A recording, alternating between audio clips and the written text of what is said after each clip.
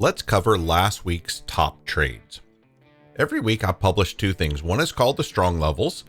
These are the most important levels I think for the coming week. Let's turn that on. And then I publish my battle plan trades, which are trades around these strong levels. So Sunday night, I published multiple possible trade setups. This is the one that activated, and I want to discuss this one. So battle plan trade number 3, you can see the number 3 here corresponds to the number 3 here on the price map for the battle plan. Possible short idea. Once again, this is a tricky area. Note the bounce off the bull bear line area happens first before the short setup. So we were looking for price to come down into this strong level, have a bounce, and it gets underneath here, and there's our short, okay? If you take the short, hold a runner, and maybe, just maybe, we can get follow through to the watch out below strong range, a delightful first and second take profit, which is here. So yeah, this is where you would have been short. It's where you take profit, you hold your runner just in case we get a move all the way down to here. This would have been a nice 50 pointer, and this was really my target for the week, as you'll see in the different days. Now let's turn on Monday. So Monday before the close or around the close, I published what I want to happen, possible 5 trade ideas. We did get back above. You did get this long. We just didn't get the follow through we wanted, which by the way was the theme of all week. It seemed like no follow through. We are stuck in a 2-week consolidation range. It's pretty large though, but it is true.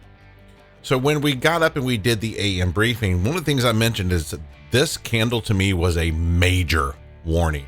We're in the week going into FOMC. So this is Tuesday, the day before FOMC, and contract rollover. I strongly encouraged that be careful. It's level 10 trading conditions. And when you get this little move like that, just out of nowhere, it just makes you go, I don't know if I really want to trade. So Tuesday morning, when we were live on YouTube, we're live every Tuesday. If you want to join us, really nothing existed here. Nice play with the strong level. It kind of became a sticky level. The afternoon was actually an easier trade to take. You had level development, but nothing to write home to mom about or get that excited. And then after the close there, well, actually, while we were trading on Tuesday, I drew both of these boxes. I said, this is really where I want price to come into these areas. This is where I'm most interested in engaging in price. Unfortunately, sometimes that happens when you're asleep. So this was a beautiful trade here. It came into the middle of the range, got back above. Somewhere in here could have been a long. Once again, still sloppy. And then during RTH, we got the full move down into here. I typically will draw a range of where I'm interested in engaging in price. It dipped all the way down to the bottom of that and gave an entry there, which I know we took. And then it's FOMC, no trading here. You just walk away from the chart and go, no, thank you. A trader who can't say no, thank you to the chart won't be a trader long. And then that night published another set of 5 trade ideas we're interested in. And I did note that this was, I know this was a wide net is what I called it. Super beautiful move here. Oh yeah, this was a core strategy short here. And boy, if you could have gotten that, what a beautiful payday. That's separate from the battle plan. That's our core strategy. That's how we scalp. But there was a short right there. And then I did wake up and watch price action here. I was wanting it to take this low right here, and we just didn't do it. And we laddered back above. This would have probably been your entry if you'd have done the core strategy battle plan trade, and could have had a really nice follow through. Very nice trading there as well. Once again, not much follow through. And then that was the Wednesday. Okay, yeah, that's what we were looking for here. Come down in here, gave us a trade. And once again, this gave us a second entry here, which was really nice. Oh yeah, I missed this entry by 2 ticks. A lot of my traders took their 30 pointers. We talked about the magic of holding a runner from here, because you could have had a 50, 60 pointer had you done that. This was a core strategy into here. This was a core strategy long there. Either of those could have paid really well. Also for 50 pointer, beautiful trading on Thursday. Then Thursday night, I don't always map out shorts, but I did map out a short up here that I wanted price to get above here, which it did actually after I published. Unfortunately, it was at the close, and I was really interested in being short, but we gapped it down, never came back and tested this. I did do a couple scalps here. I was short here on this little move here, but no follow through. It is what it is. And then I also streamed Friday morning. I don't normally stream a whole session on Friday, but because of this vomit move, I really felt like it was important. We were looking for battle plan number 4 down here. This is where our eyeballs and everything was down in here. This is where I want to go. And I want to talk about that because the notes are very important on these trades. So battle plan number 2 was a long off of this area, okay? On the 68.90. So to dip under the 68.90 strong level, reclaim it. If the bulls are real, this is as low as we're going to go. And then I'm having parentheses, but my eyeballs are 100 points down the chart from here. I wanted battle plan trade number 4. See how it's in green? If it's in green, it is my preferred trade. And I make sure I make a note of it. Hey, battle plan 4 is my preferred trade. There's a series of lows here at the bottom of the range. Flushing any of them in ladder back works. Make sure they're on your chart. I provided that a couple days before.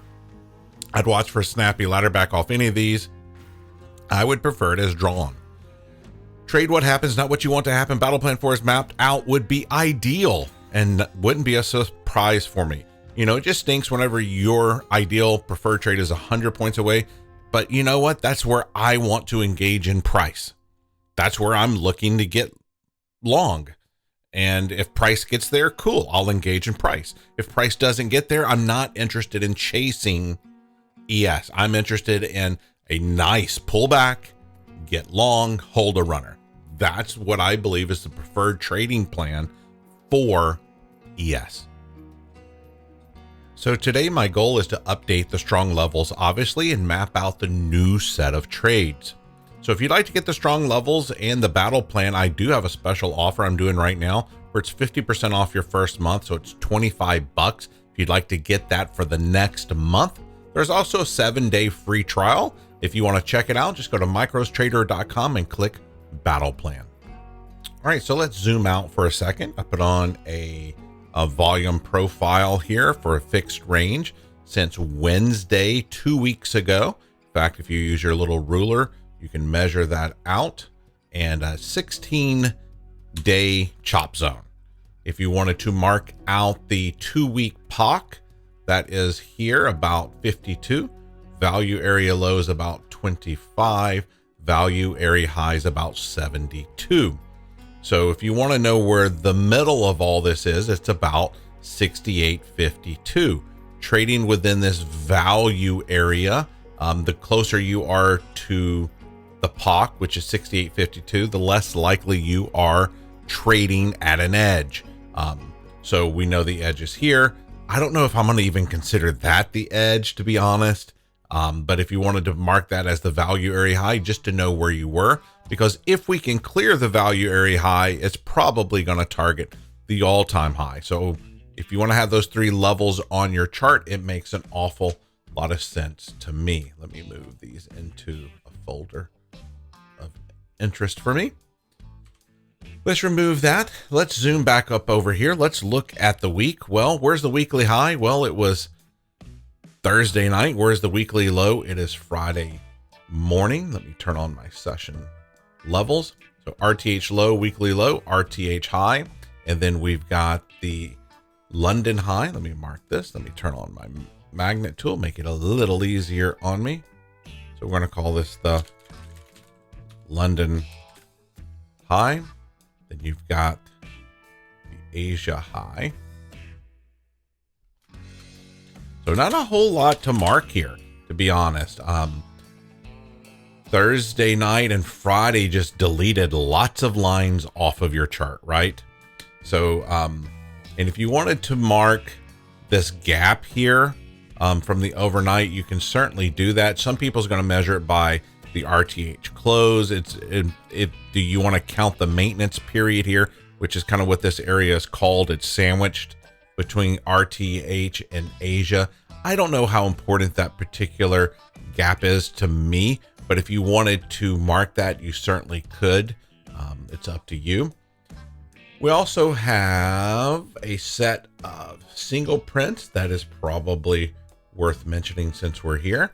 You got a set there, and one could also argue you got the A period single prints above there. So if you want to mark that, A period single print.